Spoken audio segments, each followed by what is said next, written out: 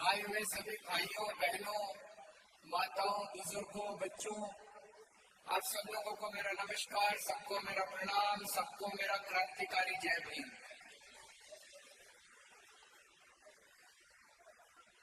आज हम एक बहुत बड़ी शख्सियत का जन्म दिवस मनाने के लिए एकत्रित हुए हैं। मैं उनको भारतीय इतिहास का सबसे बड़ा चमकता हुआ सितारा मानता हूं।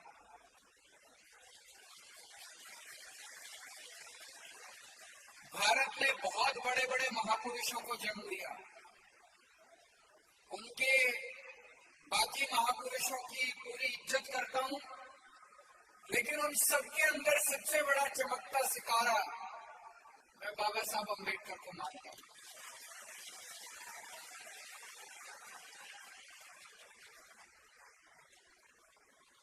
दोस्तों, कुछ दिन पहले हमारी दिल्ली सरकार ने और उसके बाद पंजाब सरकार ने यह निर्णय लिया था कि हर एक दफ्तर के अंदर बाबा साहब अम्बेडकर की और सरदार भगत सिंह की तस्वीर लगाई जाएगी। हमने सबने तस्वीर लगाई। मेरे तो घर के अंदर भी जहां मैं बैठता हूं, मेरे घर के अंदर भी जहां मैं बैठता हूं, ऊपर बाबा साहब अम्बेडकर की बहुत बड़ी तस्वीर लगी हुई है। कुछ लोगों ने मेरे ऊपर आक्षेप किया, कहते आप गांधी जी को भूल गए। मैं गांधी जी को नहीं भूला, गांधी जी की बहुत इज्जत करता हूं। गांधी जी ने बहुत संघर्ष किया, बहुत बलिदान दिया, देश के लिए बहुत कुछ किया, बहुत बड़े महापुरुष थे। लेकिन मैं बाबा साहब अम्बेडकर की ज्यादा इज्जत करता हूं।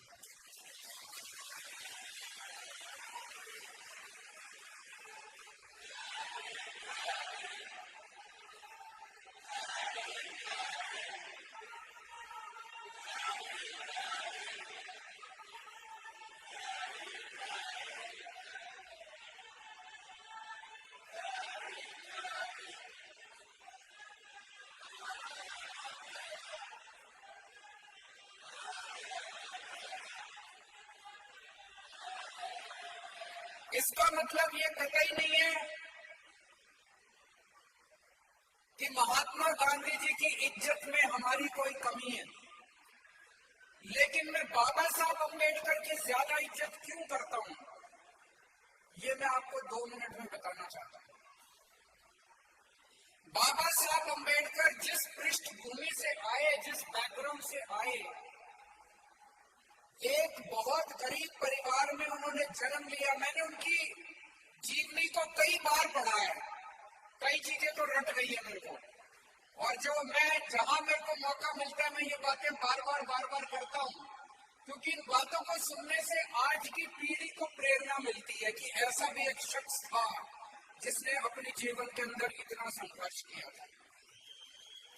बाबा साहब अम्बेडकर एक गरीब परिवार में पैदा हुए।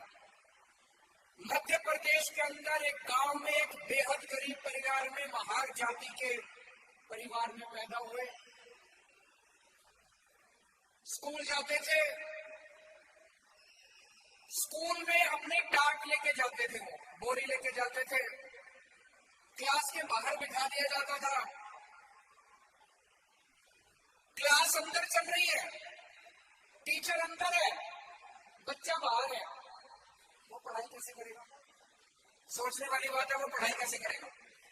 तो अंदर से टीचर की जो आवाज आती थी वो सुन सुन के उन्होंने पढ़ाई करी। अभी मेरे से पहले एक और वक्ता में शायद राजकुमार जी ने बताया था कि वहां पे एक चपरासी था, वो उनको पानी पिलाया करता था, ऊपर से वो ग्लास डालता था ताकि ग्लास को भी हाथ ना लग जाए, पानी को भी हाथ ना लग जाए, और वो पानी पिया करते थे। और जिस दिन वो चपरासी छुट्टी पे होता था उस दिन पानी नहीं मिलता था।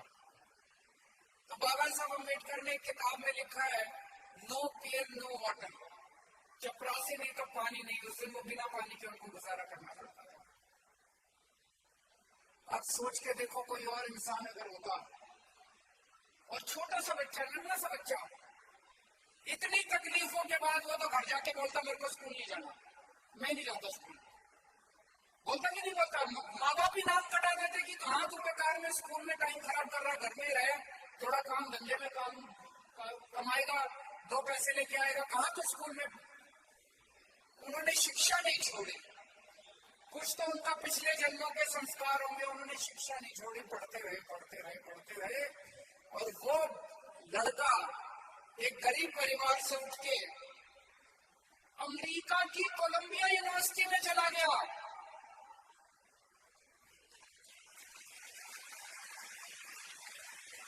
1891 में पैदा हुआ, 1913 में 13 और 9 22 साल की उम्र में वो लड़का अमेरिका की कोलंबिया यूनिवर्सिटी में चला गया।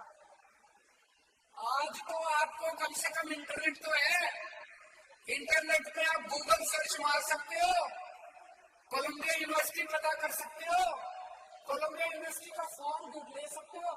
उस जमाने में मैं तो ये सोच रहा था, उस लड़के को बताया किसने कि कोई कोलंबिया यूनिवर्सिटी नहीं है?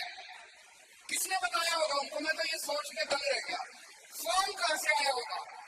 कोलंबिया यूनिवर्सिटी का फॉर्म उस लड़के, गरीब लड़के के घर में कैसे पहुंच गया? कहां से वो लड़का फॉर्म ले आया? मैं तो सोच के मेरा तो दिमाग चकरा जाता है कि ये तो चमत्कार ही था, कोई चमत्कार से कम नहीं है। 1913 में, आज की डेट में, मैं सबसे पूछना चाहता हूँ, इतने सारे लोग बैठे, कोलंबिया यूनिवर्सिटी में कौन पढ़ता होगा? कोई नहीं पढ़ता होगा। वो देश की सबसे बड़ी यूनिवर्सिटी है।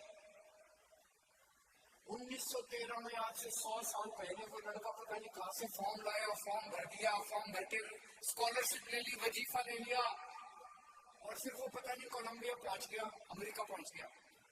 वहां से उन्होंने पीएचडी डिग्री करी।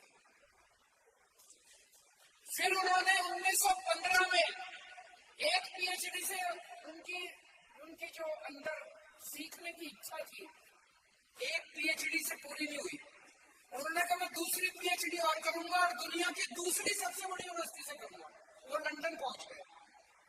London school of economics, London school of economics दुनिया की दूसरी सबसे बड़ी यूनिवर्सिटी है। वहां आज की डेट में भी, आज आप अपने बच्चों को एडमिशन दिलाने की कोशिश करो, आपको एडमिशन नहीं मिलेगा। लंदन स्कूल ऑफ, मेरे ख्याल से राघव चड्ढा वहां से है। लंदन स्कूल ऑफ इकोनॉमिक्स में पहुंचकर वहां से उन्होंने दूसरी पीएचडी डिग्री करी। वहां पे उनके पास पैसे नहीं थे, बीच में अपनी डिग्री छोड़ के वापस आना पड़ा। हमारे देश वापस आकर थोड़े बहुत उन्होंने पैसे कमाए, फिर वो अपनी डिग्री पूरी करने दोबारा लंदन गए। हम सब जानते हैं कि बाबा साहब अम्बेडकर वकील थे। आपको पता है वकालत कहां से करी थी उन्होंने? लंदन के अंदर, जैसे यहाँ पे अपने दिल्ली यूनिवर्सिटी में लॉ फैकल्टी है, लॉ फैकल्टी में भी एडमिशन मिलना कितना मुश्किल है। उन्होंने लंदन के ग्रेस इन करके कॉलेज, ग्रेस इन से करी थी। दुनिया के सबसे बड़े वकील वहां से ग्रेस इन से वकालत करके आए। तो ये चमत्कार नहीं था, और क्या है? एक लड़का मध्य प्रदेश के छोटे से गांव में पैदा होता है, गरीब घर में पैदा होता है, छुआछूत का शिकार होता है, और दुनिया की दो सबसे बड़ी यूनिवर्सिटी से पीएचडी करता है, और ग्रेस इन से वकालत करके इंडिया आता है। बाबा साहब अम्बेडकर ने एक सपना देखा था। उन्होंने सपना देखा था कि जब भारत आजाद होगा तो जितनी तकलीफें मैंने उठाई है, मेरे भारत के बच्चों को उतनी तकलीफें नहीं उठानी पड़ेगी पढ़ाई करने के लिए।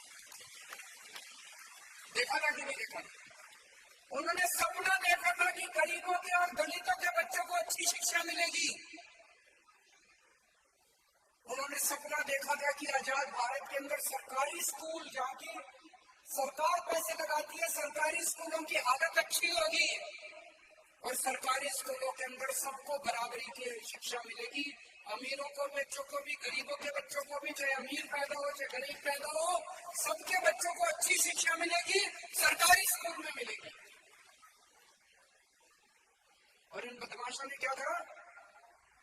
75 साल के अंदर इन लोगों ने सरकारी स्कूलों का बेड़ा गर्क कर दिया। इन लोगों ने 75 साल के, धीरे धीरे भी नहीं, खूब तेजी के साथ इन्होंने सारे सरकारी स्कूल बर्बाद कर दिए और पूरा देश प्राइवेट स्कूल कर दिया।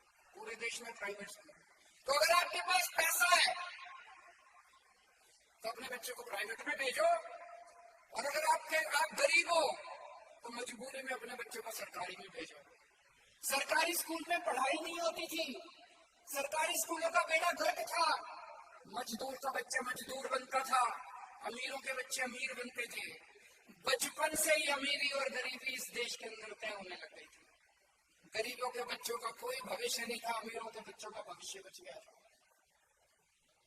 ये तो भला ऊपर वाले का, ऊपर वाले को दया आई और 75 साल के बाद ऊपर वाले ने इस देश के अंदर एक शख्स भेजा, उसका नाम था मनीष सिसोदिया।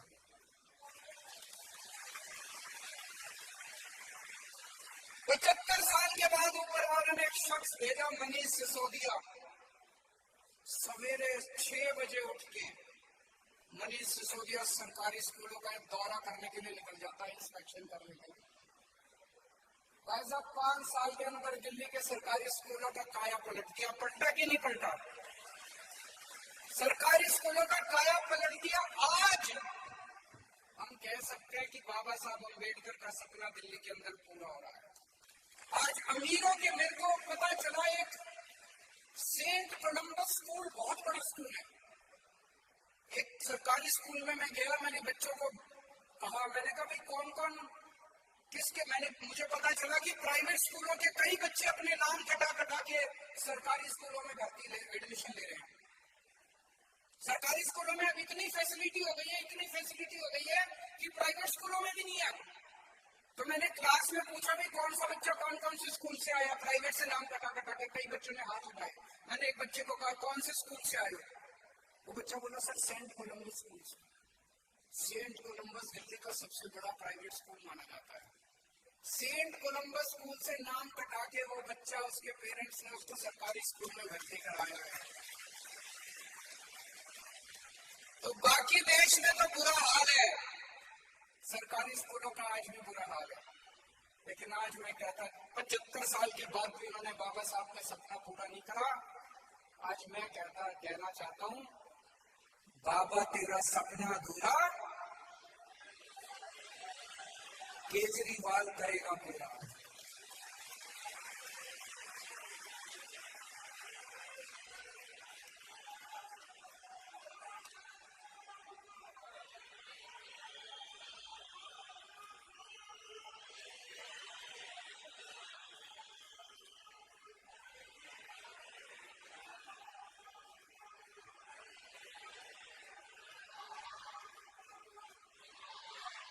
हमारे देश में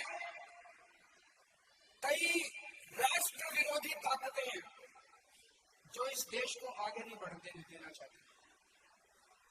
ऐसा कौन हो सकता है जो ये नहीं चाहता कि गरीबों के बच्चों को अच्छी शिक्षा मिले? ऐसा कौन हो सकता है जो ये नहीं चाहता कि दलितों के बच्चों को अच्छी शिक्षा मिले? अगर अच्छी शिक्षा मिलेगी तो बच्चे आगे बढ़ेंगे, बच्चे आगे बढ़ेंगे तो देश आगे बढ़ेगा, देश का विकास होगा, तरक्की होगी। वो कौन लोग हैं जो नहीं चाहते कि देश तरक्की करे? वो कौन लोग हैं जो नहीं चाहते कि देश के गरीब बच्चों को अच्छी शिक्षा मिले? उन सारे लोगों ने मिलकर मनीष सिसोदिया को जेल भेज दिया। ऐसे सारे लोगों ने मिलकर मनीष सिसोदिया को जेल भेज दिया जो नहीं चाहते कि गरीबों के बच्चों को, दलितों के बच्चों को अच्छी शिक्षा मिले। ये देश के दुश्मन है। जिन लोगों ने मनीष सिसोदिया को जेल भेजा वो देश के दुश्मन है कि नहीं है? वो देश के दुश्मन है, वो नहीं चाहते कि देश तरक्की करे। और इतिहास गवाह है, इतिहास के अंदर कितने ऐसे उदाहरण है जिस व्यक्ति ने समाज के अंदर शिक्षा का प्रचार प्रसार करने की कोशिश करी, जब जिस भी व्यक्ति ने शिक्षा का प्रचार प्रसार करने की कोशिश करी, इतिहास में कान्हा शाह ने उसी को उठा के जेल के अंदर डाल दिया। बाबा साहब चाहते थे हर बच्चे को शिक्षा मिले। बाबा साहब क्यों बने? क्योंकि उन्होंने खूब शिक्षा प्राप्त की। हम चाहते हैं देश का हर बच्चा बाबा साहब अम्बेडकर बने।